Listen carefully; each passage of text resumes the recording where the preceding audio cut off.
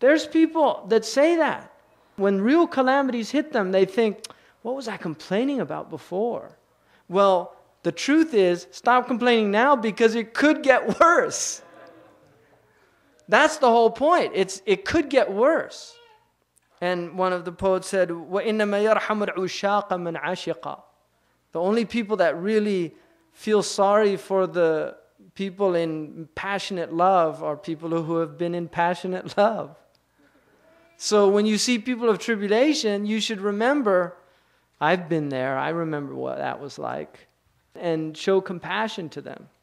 الرابعة عشرة, the 14th one. The ثالثة عشرة.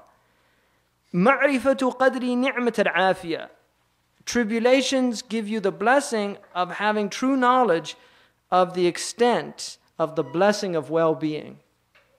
So when tribulations come, you really appreciate what well-being is. So it's better to appreciate it when you've got it. والشكر عليها فإن النعم لا يعرف مقدارها إلا بعد فقدها. The nature of blessings is that nobody realizes the extent of them until they've lost them. That's human being. ظلوم كفار. He's just oppressive to himself and constantly denying the blessings of Allah subhanahu wa ta'ala. الرابعة عشرة, the 14th, ما أعد الله تعالى على هذه الفوائد من ثواب الآخرة على اختلاف مراتبها. What Allah has prepared from the blessings of the reward of the akhirah based on these varying ranks. So this is also a blessing that Allah subhanahu wa ta'ala has prepared rewards for the calamities that you bear patiently or with contentment based on the different ranks. There are people that are content, they'll have a higher station in paradise than people that were simply patient. And patience is the lowest maqam. In the maqamat of the tawbah is actually the first one. الخامسة عشرة ما في طيها من الفوائد الخفية. What is hidden inside the folds of these calamities of blessings. That's another benefit. فعسى أن تكرهوا شيئا ويجعل الله فيه خيرا كثيرا. Maybe you dislike a thing and Allah will put in it much good. See, you don't know. There's things hidden in blessings. So I'll give you an example. I missed a flight once. And alhamdulillah, I've never been upset about missing a flight. I guarantee you. Because I always think if the plane goes down, I'm going to feel like such a fool for having run to catch the plane or something like that. So I just relax. You never want to be on a plane that you ran to catch and then it goes down. What was I running for? So if you miss it, you miss it.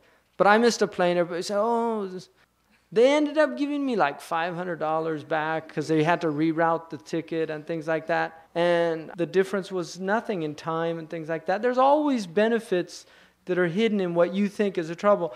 And the thing about the world is that if you enter into a state with your experience of the world in which whenever these things happen, you just accept them, you'll always find the benefits. You'll see them always. Allah will show you. You'll know there's a benefit. في كل تأخير خيرة.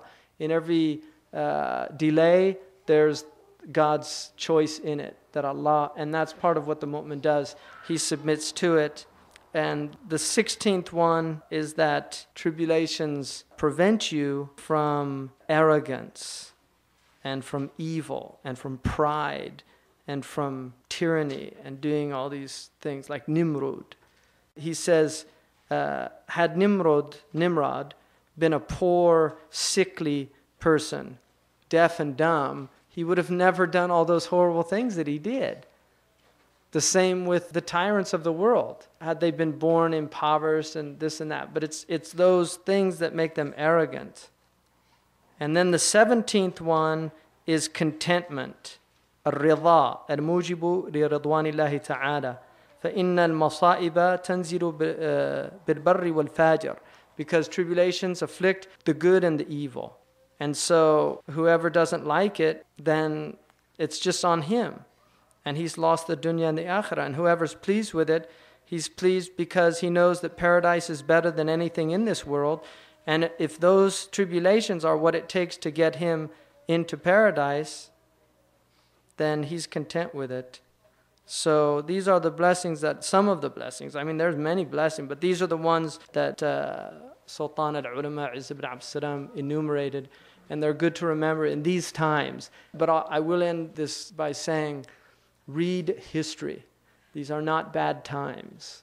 Muslims shouldn't be so negative. There's been much worse times. I mean, there's aspects that are bad about this time, and certainly one of the greatest calamities of the time is that we don't have a lot of people of knowledge anymore, and we don't have levels of deen and things like this. But just in terms of outward dunya calamities, this period is nothing if you read history. It's nothing. The real calamities of this age are spiritual calamities. They're not worldly calamities. So what we should be, if we're going to weep over the calamities of the age, we should be weeping about the loss of iman, about the lack of religion, about the lack of spirituality. We shouldn't be weeping about all this stuff we see out there, because it's just not that bad. I'm sorry. And if you think it is, you haven't read history. Things have been much worse. I mean, read about earlier wars and how many people died, and plagues that afflicted people and wiped out. A third of Europe was wiped out by the Black Plague. And there's too many blessings. The blessings we have, it's just overwhelming. That's why, inshallah, we'll just all ask Allah to put us in a state of gratitude with Allah and make us from the shakirin. You know, really, make us from the shakirin and just not complain. Even the thing about complainers, even complainers don't like complainers. Really. They want to complain, but they don't want to listen to anybody complain. So, inshallah, we'll all stop whining. It's the maqam of the tifl, is to whine. That's what I always tell my boys. Nobody likes a whiner, even a whiner. And they laugh, because they know it's true. So whining is a maqam. It's the maqam of the tifl. That's what a whiner is. And the rijal, and the rijal is in haqiqah, it doesn't mean a male. The rajul is male and female. It's the one who has reached the maqam of the adult. It's the mature one. That's what it means. It's the mature one. Rujula is maturity. So inshallah, Allah make us all mature. Jazakumullah khairan. Very nice to see everybody. And we have great blessing, as you know, the people here, Sheikh Muhammad Ya'qubi, Sheikh Salik. It's a real blessing. I mean, the level of knowledge is immense. And inshallah, may Allah make us worthy containers for what's being poured into us. Inshallah. Jazakumullah khair.